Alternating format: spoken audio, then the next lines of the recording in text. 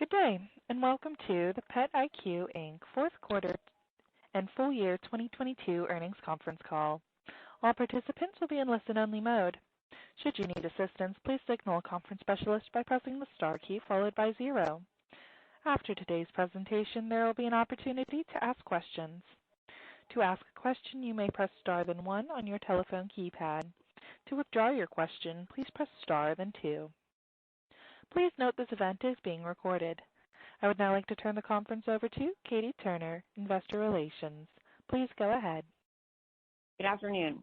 Thank you for joining us on PetIQ's fourth quarter and full year 2022 earnings conference call and webcast. On today's call are Cord Christensen, Chairman and Chief Executive Officer, and Zvi Glasman, Chief Financial Officer. Before we begin, please remember that during the course of this call, management may make forward-looking statements within the meaning of the federal securities laws. These statements are based on management's current expectations and beliefs and involve risks and uncertainties that could differ materially from actual events or those described in these forward-looking statements. Please refer to the company's annual report on Form 10-K and other reports filed from time to time with the Securities and Exchange Commission and the company's press release issued today for a detailed discussion of the risks that could cause actual results to differ materially from those expressed or implied in any forward-looking statements made today. Please note on today's call, management will refer to certain non-GAAP financial measures. While the company believes these non-GAAP financial measures will provide useful information for investors, the presentation of this information is not intended to be considered in isolation or as a substitute for the financial information presented in accordance with GAAP. Please refer to today's release for a reconciliation of non-GAAP financial measures to the most comparable measures prepared in accordance with GAAP. In addition, PetIQ has posted a supplemental presentation on its website for reference. And with that, I'd like to turn the call over to Cord Christensen. Thank you, Katie, and good afternoon, everyone.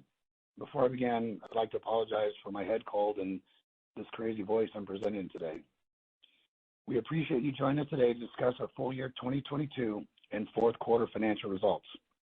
I'll begin with an overview of key highlights, then Zvi will review our financial results for the quarter and outlook. Finally, Zvi, Michael, and I will be available to answer your questions. We are very pleased to deliver full year 2022 net sales and adjusted EBITDA in line with our stated guidance. Importantly, we had a record cash generation with cash from operations of $48 million and free cash flow of $36.1 million for the year ended December 31st, 2022. We benefited from consumption of our higher margin PetIQ manufactured brands and strategic investments behind new products like Nexstar and our existing brands, Capstar and PetArmor.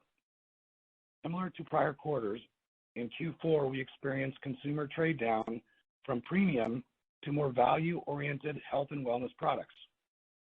And while the total flea and tick category was down in both Q4 and for the 2022 full year, PetIQ has captured a disproportionate amount of market share and dramatically outperformed the broader category. We believe PetIQ's unique position in the market, offering convenient and affordable veterinarian products and services, has never been more valuable and needed by pet parents. Turning to our product segment in more detail, our PetIQ manufactured products outperformed the broader category in Q4. We generated sales growth across 5 of our top 7 manufactured product categories during the quarter. These 5 categories collectively generated 14% sales growth versus Q4 2021. When looking at our growth in all sales channels, a few of the highlights from the quarter include pet supplements consumption increased 14% for Q4 as compared to the broader category, which was up 8% compared to the prior year period. This led to 76 basis points of share expansion. In addition, our dog treats grew 43%, dental treats increased 38%, cat treats increased 32%, and dewormers increased 17% when all are compared to Q4 of last year. We continue to participate and be a leader in several of the largest growing categories within the pet industry, such as flea and tick solutions and health and wellness. Our manufactured over-the-counter flea and tick results continue to outperform soft category conditions in Q4. For the 12-week period ending December 21st, 2022, consumption for our brands was down 0.8%, significantly better than the total category that was down 5.1% when compared to the same period last year. Keep in mind, Q4 of 2021 was an exceptionally strong flea and tick quarter, due to the unusually late winter, creating an abnormal comparison for this year. The above category growth led to 81 basis points of share gain, driven by our outperformance within e-commerce, where we posted growth of 11.1% and picked up 96 basis points of share within the channel. Our flea and tick brand Nexstar that we launched in 2022 continued to help drive our share growth. The successful growth of Nexstar represents the largest brand launch into the over-the-counter flea and tick category over the past 5 years and now has almost a 2% share of the category, based on the same 12-week period data. E-commerce continues to play an important role for us as consumers choose where and when they want to shop for their pet products through both our retail partner offerings online and our e-commerce partners. In Q4, over 45% of the over-the-counter flea and tick category sales were generated online, and at PetIQ, we have grown to generate a similar amount of our product segment sales via e-commerce. We expect e-commerce to represent an even larger percentage in 2023. As a reminder, this means Nielsen data is often not a good representation of how our products business is performing, especially when you consider we also have a strong presence in the club channel and e-commerce is approaching 50% of product sales, both which are not fully measured by Nielsen. Our manufactured over-the-counter health and wellness products also delivered great results. For the full year 2022, our manufactured brands outperformed the brands we distribute. PetIQ manufactured products represented 29.3% of our product segment net sales in 2022, which is up from 27.7% in 2021. This is right in line with our expectations for approximately 30% of our product segment sales for 2022. For 2023, we continue to expect to grow our PetIQ manufactured brand contribution. Based on the initiatives Michael Smith and team have in place, we believe our manufactured brands could grow to approximately 32% of our product segment net sales in 2023. We continue to have the largest over-the-counter animal health brand portfolio with over 1,000 SKUs and a dominant market share in pet prescription and over-the-counter products sold to retail and online. Now, focusing on the services segment, our services segment reported 2022 net revenue of $121.2 million, an increase of 13% as compared to the prior year and in line with our expectations. This growth for the year and our net revenue growth in Q4 both demonstrate that we continue to generate growth that outpaces the broader market veterinarian traffic trends. Our team remains focused on vet recruiting with the addition of 17 new veterinarians in Q4. This is our best quarter for vet recruitment since Q1 of 2022. We're also very excited to report a significant improvement in our mobile clinic cancellation rate at the end of Q4 and into Q1. For the first time since March of 2020, we are at a single-digit rate of cancellation. Cancellations happen when we have a scheduled clinic and we cancel it due to a veterinarian not being available to work. Our community clinic veterinary labor pool has also recovered significantly. We now have contract labor veterinarians in line with the number of veterinarians we had in 2019. We opened 24 new wellness centers for the year, 7 of which were opened in the fourth quarter of the year. We will continue to remain prudent with our services segment growth in 2023. Subsequent to the end of the year, on January 13th, 2023, the company acquired Rocco & Roxie, a complementary margin-accretive pet company with a strong and growing brand awareness, particularly in e-commerce. We have known the family and founders of Rocco & Roxie for years and are very impressed with their ability to build an attractive and growing pet business with $29 million in net sales for the year ended December 31st, 2022. Rocco & Roxie's pet product offering today primarily includes stain and odor products, jerky treats, and behavior products. Rocco & Roxie's number one selling item is a top 10 pet SKU at a leading e-commerce partner with very little ACV % across traditional brick and mortar retail. We believe we have a tremendous opportunity to grow Rocco & Roxie's distribution beyond e-commerce to brick and mortar retail, to accelerate growth of their existing pet product offerings, and to introduce new SKUs in 2023 and beyond. We believe we are well positioned across our product and services segments to attract more pet parents to our health and wellness offerings. In closing, on behalf of our management team, I'd like to thank our dedicated employees for their hard work and commitment to our mission. Everyone has done a great job to adjust to changes in the operating environment and help us to achieve these financial results. With that overview, I would like to now turn the call over to Zvi. Thank you, Cord. We're pleased to deliver financial results in line with our expectations and record free cash flow generation. Today, I will go through certain key financials in more detail for the quarter and year-to-date periods. Q4 net sales were $184.1 million, which helped us achieve our full year 2022 net sales guidance. Net sales were down 6.4% compared to the fourth quarter last year, primarily due to lapping the fill orders from a successful new product launch and stronger than normal sales at the end of the flea and tick season in the fourth quarter of 2021. We also continued to experience consumer trade down from premium to more value-oriented pet health and wellness products in the fourth quarter of 2022. Keep in mind, Q4 is also our seasonally lowest sales quarter of the year. Importantly, we have seen an improvement in our product sales trend and are optimistic about our growth in 2023, which I'll review in more detail when I discuss our outlook. In our services segment, net revenue increased 4.1% compared to the prior year period, as we benefited from improved revenue metrics and optimization of mobile clinics and wellness centers. As Cord mentioned, we are pleased with continued improvements to the service business in Q1. As we have outlined in our press release today, and when we reported the third quarter of 2022, beginning this quarter, we are no longer adding back non-same-store sales, cost of sales, and expenses, which we define as non-same-store operating results in the calculation of gross profit, adjusted SG&A, and adjusted EBITDA. The financial results I will review today will reflect our new methodology, and we have recast the prior year periods to conform to this new presentation. Fourth quarter 2022 gross profit increased 6.5% to $39.3 million, resulted in a gross margin of 21.3%, an increase of 260 basis points from the fourth quarter of 2021, primarily as a result of favorable product mix and price. SG&A expenses for the fourth quarter of 2022 were $37.7 million compared to $41.5 million in the fourth quarter of 2021.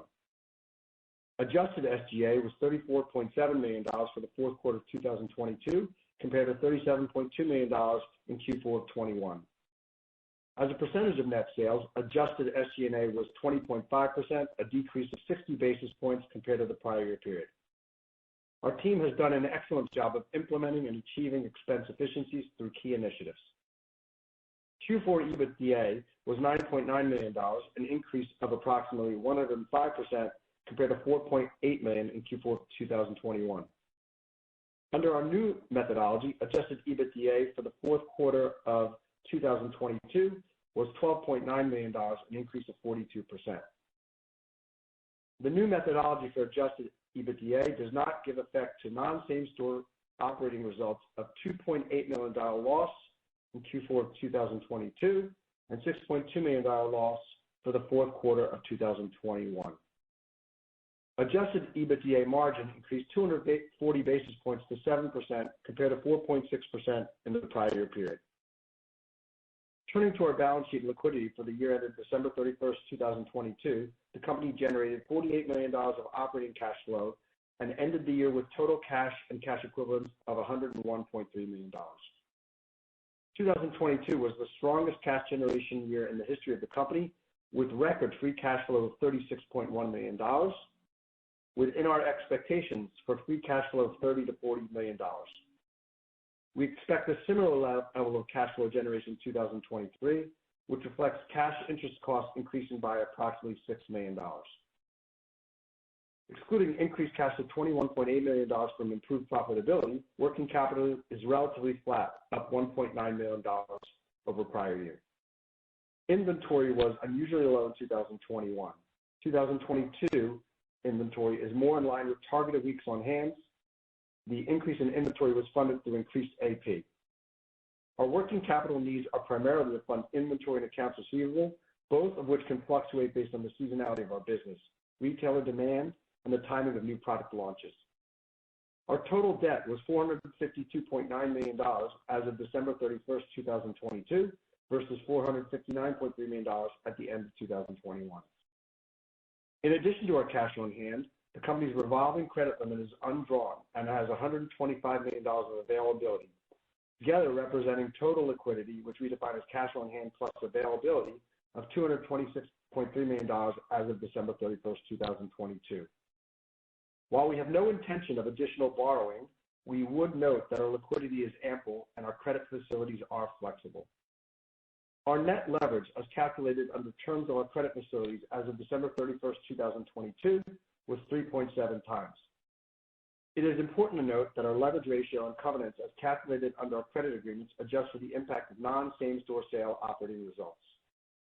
Accordingly, we will continue to provide the leverage calculations under the lender-defined EBITDA as we report going forward, given that it is an important measure of our ability to service our debt. We expect to continue to reduce our leverage over the next few years and expect leverage to be lower at the end of 2023 compared to the end of 2022. Subsequent to the end of the year, on January 13, 2023, the company acquired Rocco & Roxie, as Cord discussed, for $26.5 million in cash. We're excited about this complementary, margin-accretive asset as we look to introduce additional SKUs and significantly expand distribution in 2023 and beyond. We continue to believe our consistent growth, contribution from the product segment, and improvement in the services segment positions the company to drive free cash flow and build cash in the quarters ahead, as well as opportunistically pay down our debt. Now, turning to our guidance. For 2023, we expect net sales of $970 to $1,030 million. This represents an increase of approximately 9% compared to 2022 based on the midpoint of the guidance. Seasonality varies by year based on product launches, retail plans, and a number of other factors. In 2023, we expect approximately 1% or a $10 million shift in net sales from the first half of the year to the back half of the year as compared to 2022. We expect adjusted EBITDA of $86 to $92 million, an increase of approximately 15% compared to 2022 based on the midpoint of the guidance using the company's new methodology. For the first quarter of 2023, we expect net sales of $270 to $290 million, an increase of approximately 2% compared to the prior year period based on the midpoint of the guidance. Note, as we disclosed last year, in Q1 of 2022, we had approximately $5 million of sales pulled forward into Q1 from the second quarter of 2022 to support fill orders for the start of the flea and tick season. In addition, our customers have taken a more conservative approach to the start of the flea and tick season and have reduced fill orders as compared to Q1 last year by approximately $7 million. Accounting for these two items, our net sales growth would be closer to approximately 6% for the first quarter of 2023. For the first quarter of 2023, we expect adjusted EBITDA of $27 to $29 million, an increase of approximately 15% compared to the prior year period based on the midpoint of the guidance using the company's new methodology. We are opportunistic about our opportunities for growth and success in 2023. We are pleased to have achieved results in line with our stated outlook for 2022. We remain focused on delivering value for all our stakeholders as we execute on our mission of smarter, convenient, and affordable option for pet parents. That concludes my financial review. With that overview, Cord, Michael, and I are available for your questions. Operator? Thank you. We will now begin the question and answer session. To ask a question, you may press star then one on your telephone keypad. If you are using a speakerphone, please pick up your handset before pressing the keys. To withdraw from the question queue, please press star then two. At this time, we will pause momentarily to assemble our roster.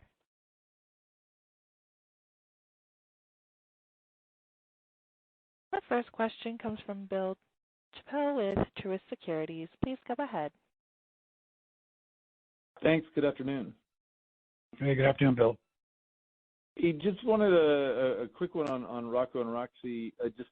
I assume that $29 million at least is in your guidance for this year in revenue, and maybe what the expectations of revenue to grow this year. I mean, I would assume it's higher. You're going to be able to move into channels pretty quickly. So any idea of what that's into this year's numbers? And then also, it looks like that's predominantly, at least from online, more in the cleaning area. I know they have a kind of a wide range. So is this part of a move to cleaning, to other kind of pet med areas, or do you plan to leverage their pet med and treats offering more? Help me kind of understand the goals going forward there too.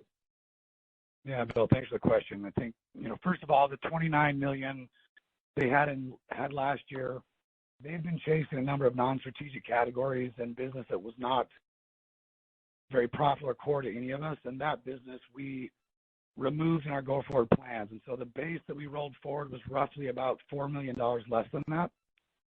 We've modeled it in 2023 to be $30 million in sales and be roughly $3 million of EBITDA contribution to our guidance, and they are in our guidance numbers. The company's had a ton of success in stain and odor.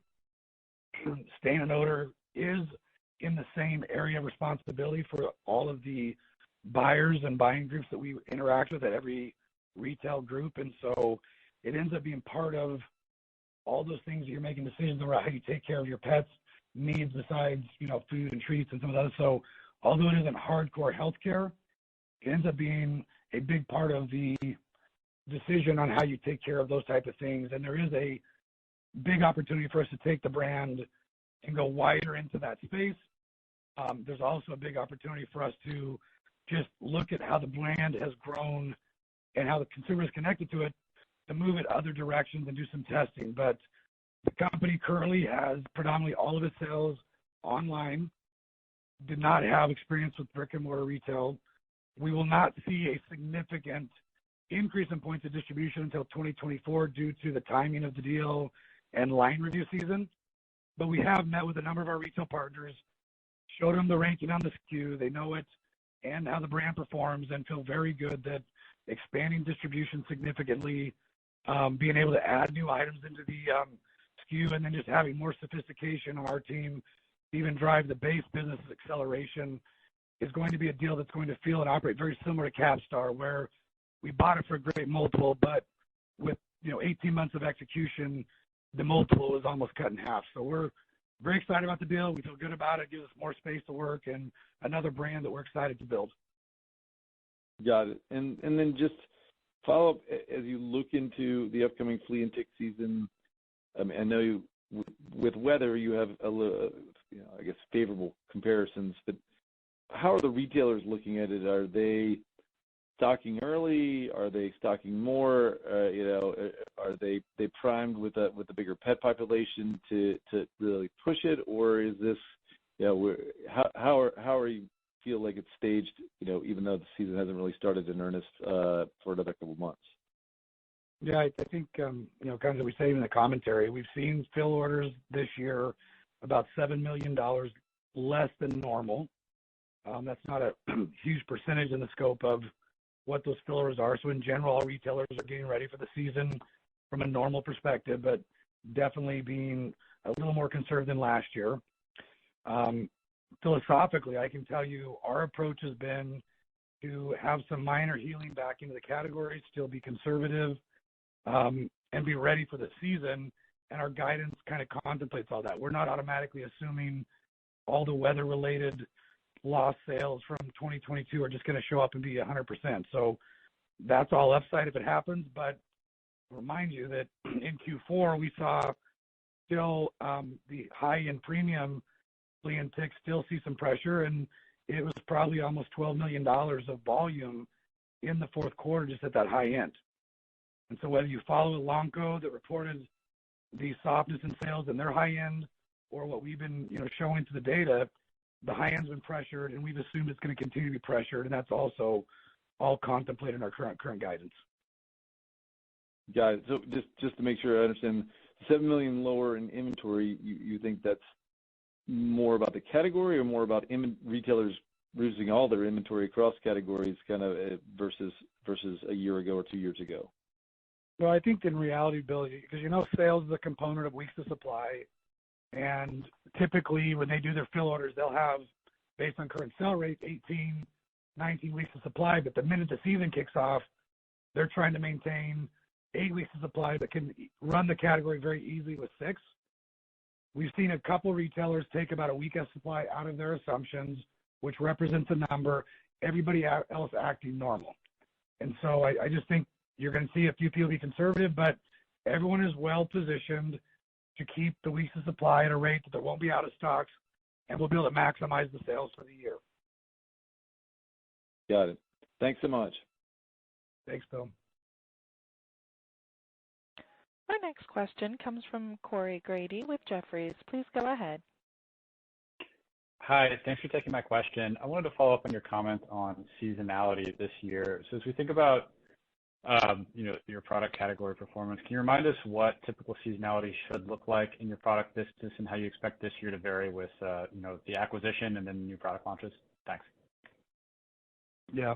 So when you look at the first half of the year, this past year, our sales were 57% of total sales, 43% in the back half. And this year, based on our current plans and modeling and what we think is reasonably conservative from a seasonality, we think that moves to 56-44.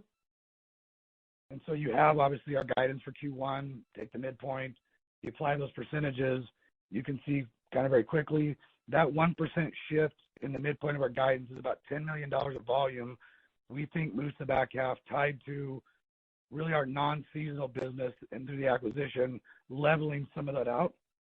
As you know, Corey, until the season starts, we won't be able to see exactly what our assumptions are. So we will be giving you updates, obviously every time we speak with you, what's different or where that's at. But, 12 years of being in the category, operating PetIQ, we usually get a pretty consistent run rate out of our seasonality and are consistent with the numbers. So that's what's assumed in the model today based on our best guess. It's educated, lots of data-driven decision-making, and then we'll let you know if there's things that change relative to actual market conditions once things kick off. Got it. That's helpful. And then just as a follow-up, I know you've got some new product launches this year. You've got the acquisition, you're expanding distribution, so kind of lots of moving pieces going on. Can you just kind of help us understand the launches you have coming this year, what you're kind of thinking in terms of revenue contribution and how we should think about the marketing spend, advertising and marketing spend to support those? Thanks. Hey, Michael, do you want to take a shot at that one? Yeah, hey, Corey, it's Michael. In terms of 2023 new item launches, really the most meaningful is actually year 2 of Nexstar, as that's a brand that if you recall, we mentioned we were launching later last year than we would have liked, which means we missed some customers' planogram revision cadence that we are now able to get into for 2023, most specifically at specialty. So in terms of new item launches, I would say year 2 of Nexstar is actually our most meaningful piece of innovation, continuing to expand it into more channels. In terms of A&P and marketing support, we've got planned consistent support compared to 2022. Nexstar last year was a brand that we made a meaningful investment in. We are maintaining a meaningful investment in that brand in year 2 for a couple of reasons. One, to not have an approach of launch and leave and stop support after year 1, which is tempting, but not the right thing to do to build the long-term sustainable health of that brand, and to ensure that those new points of distribution, again, most meaningfully at specialty, have strong support year 1 to ensure long-term distribution. Thank you. Our next question comes from Rupesh Parikh with Oppenheimer. Please go ahead. Good afternoon, and thanks for taking my question. So I want to dig deeper into your service business. So growth slowed in the quarter, I think, to about 4% growth year over year. So curious if that was in line with your expectations. And then, as we look forward to 2023, I just want to get a sense of how you think about the business for 23. Yeah, thanks, Rupesh. I'll take a quick shot at a couple of things, and John's also with us as well, Pearson. If I miss something, can add to it. Full year 2022, we ran about a 13% increase year over year. If you think about when John Pearson started and immediately dug into fixing and optimizing and dealing with things in the business, fourth quarter is where we really saw a full quarter of that work. And so some of that optimization was being lapped, and that's why it was a little more muted as far as the top line growth rate. This year in 2023, based on incremental plans we're doing, what we're seeing out of the business, we think it'll grow in the low double digits as well, similar to 2022, maybe a little bit less than 22, but close. Fourth quarter is our slowest season. People tend to turn to the holidays, and we see the least number of pets for the year during that time period as well, which is also part of what affects, that growth rate year over year. Does that help you? Or Yeah, that's great. No, that's great. That's great color. And then just on the capital allocation front, so you guys do have a healthier balance sheet, strong cash position right now. So just want to get a sense of priors from here, whether it's debt pay down, share buybacks, more M&A. If you can just remind us how you guys are thinking about capital allocation going forward. Go ahead, Z. Yeah, look, we don't really think of capital allocation much differently than we did. We delevered the balance sheet by about almost a half a turn this year. We would point out that the acquisition of R&R probably cost us about 0.2 of a turn. Our long-term target remains, to be in the 2.5 to 3 range. This year, if we do nothing more, we will probably deleverage again about almost a half a turn. We do have the ability, we think, to do acquisitions. We will continue to be extremely prudent and selective about deals that fit these financial metrics and strategic metrics like the ones before I joined here, Capstar and so forth. We feel equally excited about R&R. So first and foremost, reinvest in the business, whether that means opening stores and wellness centers and so forth. That's first and foremost the priority. You saw that as well with our advertising lean in last year, and we are leaning in this year as opposed to maximizing EBITDA. Secondly, paying down debt. And then thirdly, we would tell you acquisitions. Great. And maybe one final housekeeping question. I may have missed this earlier, but did you guys provide guidance for interest expense or CapEx for the upcoming year? Yeah, I think we did, but if not, I'll provide it here. Our interest expense our cash interest will probably be up around $6 million. I mean, assuming, kind of what we're seeing right now with the Fed Reserve. And our CapEx will be more or less in line with last year. Great. Thank you. Thanks, Rupesh. Our next question comes from John Anderson with William Blair. Please go ahead. Hey, good afternoon, everybody.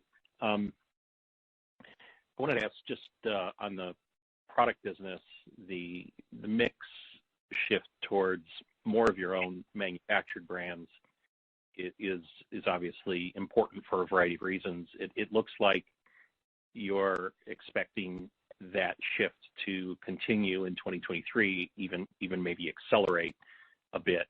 Could you talk about what specific initiatives are allowing you to push that part of the business higher?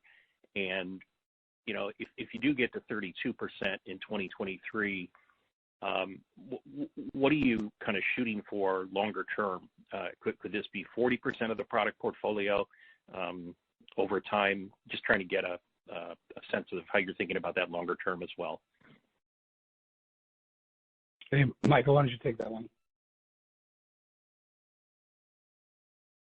Hey, John, thanks for the question. I think in the near term, there's a couple of dynamics in play. One is, as we think about the flea and tick category and how it's behaving, how the consumer is voting in terms of the price tiers, we are seeing continued pressure on the top end of the spectrum, which pressures our distribution business.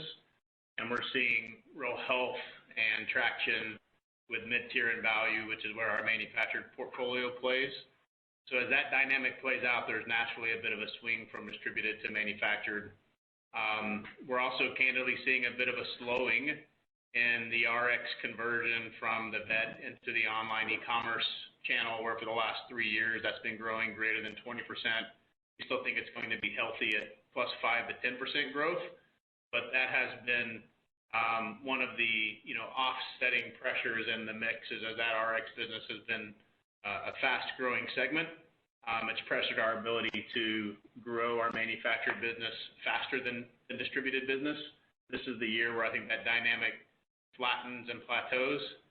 And then we've got a lot of categories that we don't talk as much about. Our pet supplements, our dental treats and dog treats, cat treats lines that are all growing well faster than the rest of our portfolio, many of them greater than 15 some greater than 20%. As that continues to play out in 2023, that will begin to chip away at that metric as well. And then when you layer on Rocco and Roxy, that's obviously roughly 3% of our mix that will come layered on to the numbers that we have been targeting and previously discussed. I think to answer your question, longer term, clearly we are on a mission to continue to build out the health of our manufactured brands portfolio, whether that be through existing brands, whether that be through continued M&A targets and potential to build out the portfolio. We don't have a stated objective by 2025, 2027. We want to be at specific percent mixes, but we do have an objective over time to continue to see that part of our business outpace the growth of our distribution business. Great. Thanks, Michael. That's really helpful. One on the services side, it was interesting to hear the prepared comments on both the vet hires in the fourth quarter and the improvements in cancellation rates on the community clinics. Is this something that you think was kind of a one-off in the fourth quarter? Is it indicative of a trend that will continue? And what is this kind of macro related, that's driving this? Are there specific things that you're doing that you think are having a company specific impact? Just trying to get a sense for that. And how many wellness centers would you anticipate opening in 2023 based on kind of the current hiring conditions? Thanks. Yeah. So I think not exactly what you asked, John, but typically, as you know, in our community clinic business, we have a bid portal that veterinarians that want to work extra hours on a 1099 basis bid on those shifts. We saw the lowest count we've ever seen bidding during COVID. Pre-COVID, we were well above 3,000 veterinarians, and just coming out of fourth quarter, in the first quarter, we're back to those kind of pre-COVID numbers that are in the system now, bidding on shifts. And so that just returns as veterinarians' lives balance in a place where they're ready to get extra money and work, and there's not much we can do. We continually market to the pool that's always been there, and they've kind of shown up this past quarter in a way that we feel good about the community clinic pool being the healthiest it's ever been. We'll see the quantity of shifts they're willing to work. That's a variable that's not captured in that, but definitely we've seen cancellations because of that labor not being available drop significantly, where we had single-digit cancellations for the first time since the onset of COVID. So that's a big margin driver. It's a big opportunity for the company.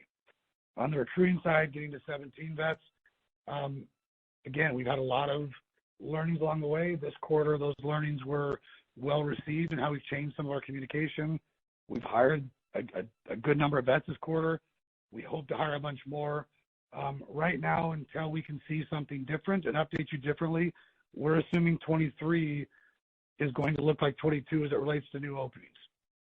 So that's the general, assumption in the model. If we're able to do better than that, then we'll be telling you that along the way. But that right now is what's currently in the guidance.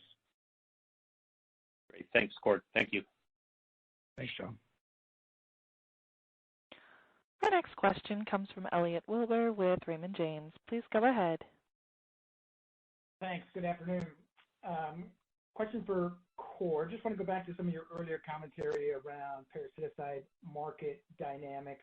Not sure if you have the granularity to sort of tease out what's driving the pressure, whether it's just continued negative impact from conversion to the triple combination products, or it's equal to or outweighed even by sort of the consumer trade down effect. But any incremental thoughts there would be helpful. And then how are you thinking about the likely introduction of NexGard Plus in terms of impacting the OTC channel further than what we've seen with Trio? And that's, I guess, sort of a dual question, since would expect that to be also part of your distributed product portfolio. So just how are you thinking about the impact of that product on your business, both in terms of the category and then your distribution business specifically? Yeah. I'll take a shot at that. Michael may add some other commentary at the end if I miss something. We've been through a number of launches of new items like that, Elliot, and when we've had those items in our portfolio, any negative cannibalization that took place was more than offset by the increased volume that took place. We will be the exclusive distributor for NexGard to the retail channel, as we are for all the other BI items. NexGard, prior to the Trio, had the number one market share, was the most notable brand in chewable flea and tick. HeartGuard was the number one brand there as well. We know they know how to market and sell, so we're looking at NexGard Plus coming out being a net positive to the company. We do know they're still going through the process of now talking about it from a soft launch perspective. It was at all the conferences here early in Q1 being talked about, but we also know there's still work with the FDA and getting some things done. So our current guidance does not anticipate any increase in volume from the launch, but more that any cannibalization will be offset and be flat on the other way. But just with fill and otherwise, it should be a net positive to us. And any other launch has always been positive in the past. So from the OTC conversation, obviously we've talked before about this, and we've looked at the leakage tree on the flea and tick category and what's going to Trio, what's leaving, going back to vet, what's doing this.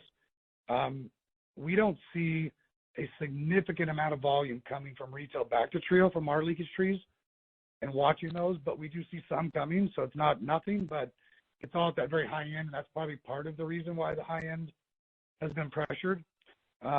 Additionally, like we said, we've seen trade down where our brands that have normally performed and had unit volume increases, that those trade downs are leading to us picking up a few dollars here and there from a volume perspective. And so, our assumptions going into this next year, where we're still being conservative. We know there's category pressure, and we're continuing to roll forward what the current consumption rates are across the various brands to make sure that we're anticipating those things properly. We did project in some slight healing from the big drops that took place because you had so much at the same time with inflation shock and weather, that we have some slight healing, but not, significantly assuming all weather goes away and it's in a good place. So, Michael Smith, did I miss anything else you want to share? Or was that ample?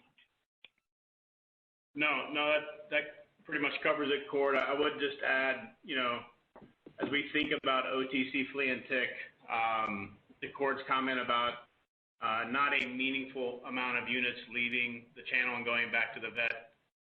We are seeing a lot of units, stay within the category but move down in price tier. And that obviously puts some pressure on the category growth rates as well. And in terms of NexGard Plus, definitely still waiting for clear guidance from our partners on exactly that timeline and rollout strategy and plan. And to Cord's point, we do see it largely, I'll call it a wash, meaning it's going to source its volume from NexGard and HeartGuard customers, where Trio came in and sourced differently because it didn't have an existing base of what I call similar molecules and offerings in the marketplace. We do believe that NexGard Plus will primarily cannibalize NexGard and HeartGuard, and we've got that model contemplated in the year that we've built out. Okay, thanks. And Cord, voice issues aside, clearly a more positive tone on the services business is coming through loud and clear. Maybe just a couple additional questions there. Maybe you could just highlight some of the KPIs in the mobile business in terms of what you're seeing in terms of growth in pets treated and average ticket price and the like. And I'm curious, you continue to see sort of this trade down effect as consumers start to tighten the pocketbooks a little bit in terms of at least retail takeaway.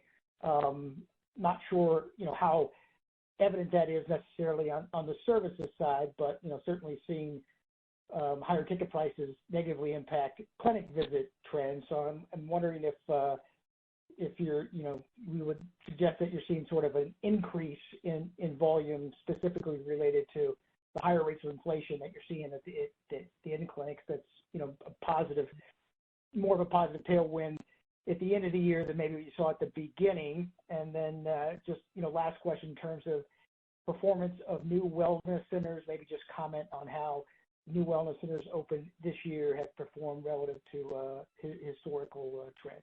Thanks. Thanks, Elliot. Well, I think first and foremost, as we've talked about this journey we've been on since John Pearson joined the business, we optimized the business first.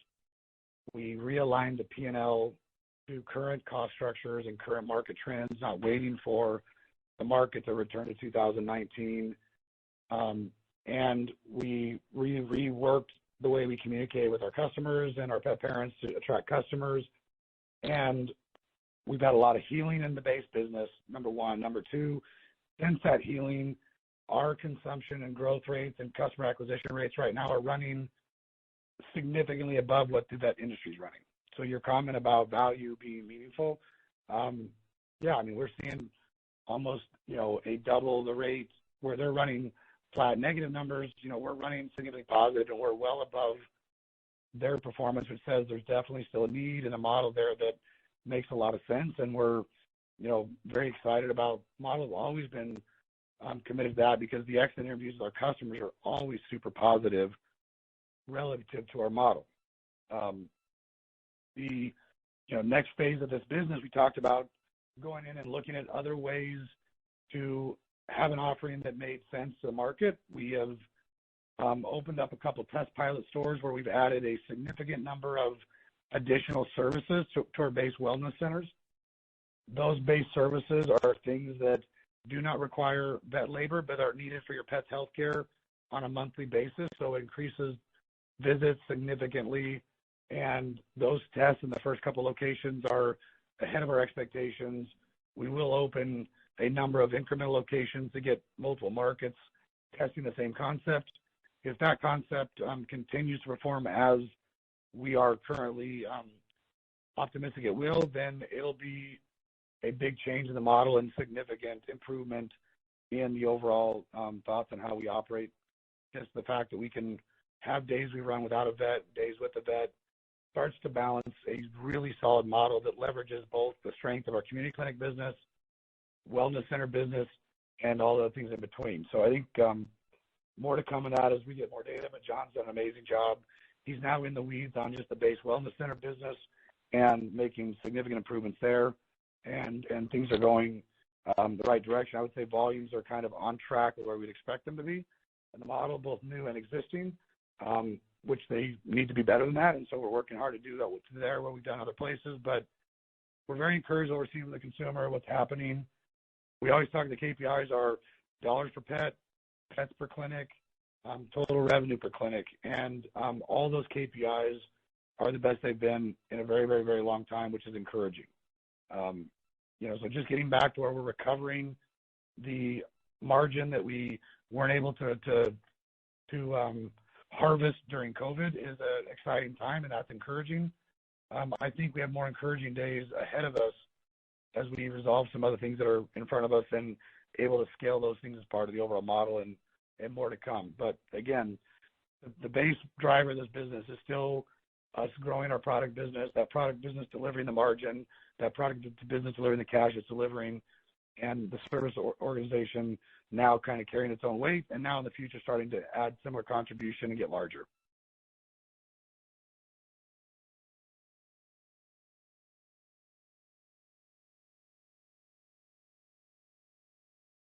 Our next question comes from John Lawrence with Benchmark. Please go ahead. Thanks, guys. Cord, would you talk a little bit about Rocco and Roxy, and when you look at the SKU base, I know you're going to cut some things out, what percentage of the SKU base that they have now probably goes away? 10, 20%?